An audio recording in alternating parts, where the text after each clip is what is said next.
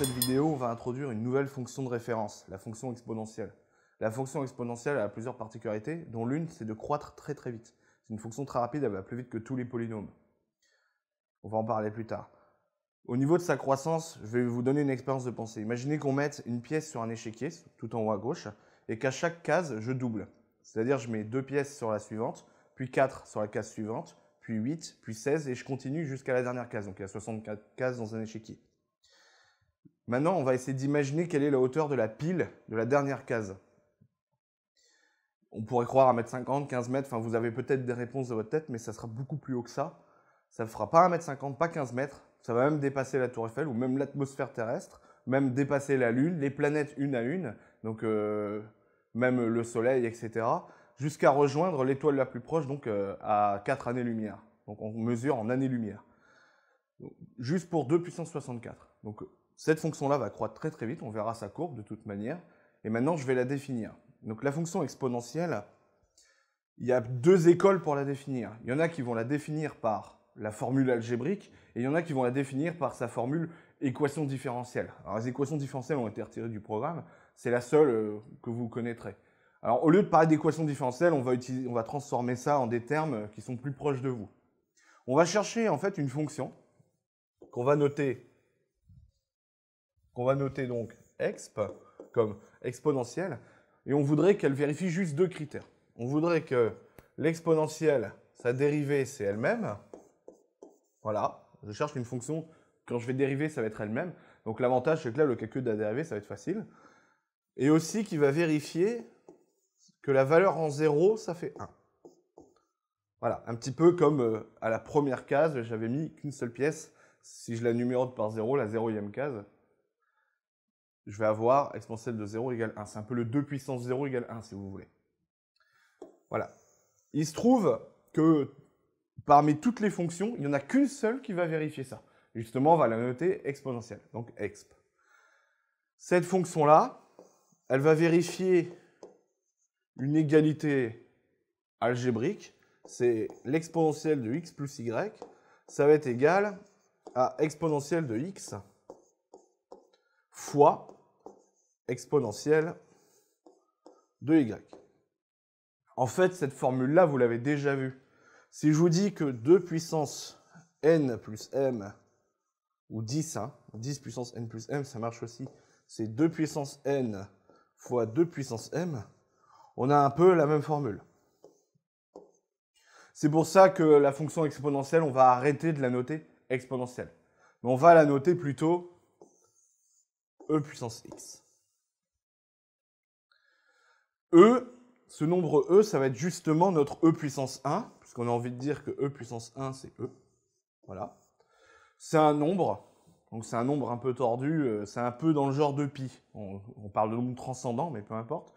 C'est un nombre qui n'a pas de fraction, on ne va pas pouvoir l'écrire avec des racines ni rien, c'est un nombre très compliqué, donc on lui a donné un petit nom, on l'a appelé e. Pourquoi? Parce que ça vient d'exponentielle. Peut-être que ça vient de l'air, on n'en sait pas, peu importe. En tout cas, c'est e. C'est comme la lettre pi, on laisse e, on ne transforme jamais cette lettre. Alors e, ça fait à peu près 2,71. Voilà. Pi, ça fait à peu près 3,14. 2, ça fait à peu près 2,71. Bon, peu importe. C'est un nouveau nombre. Donc maintenant, on va vraiment manipuler la fonction exponentielle, donc e puissance x, comme étant une puissance d'un nombre. Alors, quelle différence avec ce qu'on faisait avant? Avant, en fait, quand on faisait un nombre puissance quelque chose, pourquoi on n'a pas choisi 2 puissance x, par exemple? Bah, le problème, c'est que 2 puissance n, on voit à quoi ça ressemble. C'est 2 fois 2 fois 2 fois 2, n fois. À la rigueur, 2 puissance, un nombre négatif, 2 puissance moins 4, on voit à peu près ce que c'est 1 sur 2 puissance 4. 2 puissance 1,5, c'est racine de 2, ça commence à se compliquer. Par contre, définir, par exemple, 2 puissance de racine de 2, ou 2 puissance carrément pi, bah là, il nous faut des outils plus puissants, et en réalité, on a besoin de définir la fonction exponentielle pour définir des objets comme ça. Donc vraiment, là, la grosse différence, c'est que cette fonction exponentielle, elle est définie sur R tout entier, elle est définie pour tous les nombres. Réels, évidemment. Donc on a la fonction exponentielle, dont je vais donner la courbe ici. Donc ici, on a y égale exponentielle de x. On retrouve bien notre exponentielle de 0 qui vaut 1. Maintenant, on va parler un petit peu de comment ça fonctionne. Déjà, premier constat, l'exponentielle de x est tout le temps positif. Voilà, ça c'est un truc de base à savoir. Une exponentielle, l'exponentielle de x, c'est strictement positif, ça fait jamais 0. Ensuite, on a dit qu'on la prenait exprès pour qu'elle soit égale à la dérivée. Donc, autrement dit, exponentielle de x, ça se dérive en exponentielle de x. On a fait exprès, on a pris une fonction qui fait ça. Donc, la dérivée, elle est strictement positive, puisque la fonction est strictement positive. Si la dérivée est strictement positive, ça veut dire que notre fonction est strictement croissante. Et voilà, elle est strictement croissante. Donc voilà, on a nos variations, on a notre fonction ici. Quelques remarques. Tout d'abord, les limites. Alors, je sais que normalement, si vous suivez les vidéos dans l'ordre, je n'ai pas encore défini les limites. Mais vous, peut-être que dans votre cursus, vous avez fait les limites avant de définir la fonction exponentielle. Ça peut arriver. Donc, je vais quand même expliquer les limites. Et si vous croisez les vidéos, vous retrouverez ce dont je suis en train de parler. Alors, les limites, c'est quand on se rapproche. Je l'explique vite fait là. Alors, la limite en plus l'infini, on grandit tout le temps, c'est plus l'infini. Autrement dit, on va écrire que limite de exponentielle de x lorsque x tend vers plus l'infini, c'est égal à plus l'infini. Bah, justement, c'est une fonction qui va très très vite, qui grandit très très vite. Donc, plus j'avance, pire ce sera. Enfin, ici, en moins l'infini,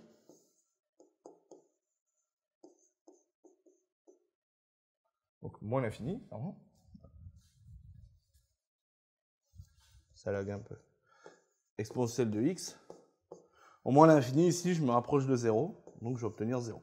Voilà deux limites fondamentales qu'il faut connaître. Alors, il ne faut pas apprendre toutes les limites par cœur. Ça ne sert à rien déjà. Ça fait beaucoup de connaissances. Ce qu'il faut retenir, ce qui est important, c'est de retenir vraiment les courbes représentatives. Vous aurez déjà les limites de base. Mais ça, j'en parlerai quand je ferai la vidéo sur les limites. Maintenant, quelques petites limites quand même à connaître par cœur ou pas. Alors, la limite de x tend vers plus infini de exponentielle de x sur x. Celle-là, il faut quand même la connaître. Alors, dans le chapitre calcul des limites, j'explique qu'il y a des fonctions qui croient plus vite que d'autres. La fonction exponentielle va trop vite, donc exponentielle de x sur x, c'est l'exponentielle qui va beaucoup trop vite, x il n'arrive pas à suivre, donc c'est elle qui va la remporter. Dans la tête, on peut le voir comme ça. Il y en a d'ailleurs qui le disent oralement, hein, c'est exponentielle qui l'emporte. Ok. Ça va donc donner plus l'infini. Pas de souci.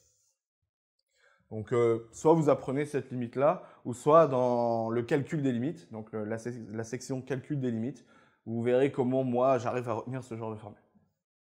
Maintenant, une à connaître, ou alors vous êtes très fort pour la retrouver si vous voulez. Exponentielle de x moins 1 sur x. Alors pareil, dans le calcul des limites, j'explique que c'est bien un nombre dérivé. On a exponentielle de x moins exponentielle de 0 sur x moins 0. Du coup, c'est un nombre dérivé. Ça veut dire qu'on va avoir la dérivée de l'exponentielle en 0 comme limite. Donc c'est-à-dire exponentielle de 0, parce qu'elle est égale à sa dérivée. La dérivée de l'exponentielle, c'est exponentielle. Exponentielle de 0, ça fait 1. Donc c'est à peu près tout ce qu'il y a à savoir sur la fonction exponentielle. Surtout, il ne faut pas se tromper, il faut bien maîtriser les calculs algébriques avec les puissances. Donc n'hésitez pas à réviser ça, et vous verrez, vous manipulerez très facilement la fonction exponentielle. Petit exemple, exponentielle de x plus 2x, c'est égal à exponentielle de x fois exponentielle de 2x. Avec ce genre de raisonnement, on peut dire que exponentielle de x au cube, c'est égal à exponentielle de 3x. Donc voilà, il faut savoir manipuler les puissances. Dernier exemple, parce que celui-là, il faut quand même bien le comprendre. Exponentielle de moins x, c'est 1 sur exponentielle de x. Pas de problème de définition puisque la fonction exponentielle est strictement positive. Donc celle-là aussi, bien la regarder, hein. Mais c'est les règles sur les puissances. Donc il faut réviser les calculs sur les puissances. La fonction exponentielle n'est pas plus compliquée que ça. Sa dérivée, c'est elle-même. On a des règles sur les puissances qui marchent bien. Et elle est croissante plus que tout le reste. Ça nous donne toutes les limites. Sauf celle-ci, qui est le nombre dérivé. Donc grosso modo, il n'y a que celle-là à prendre. Et la courbe.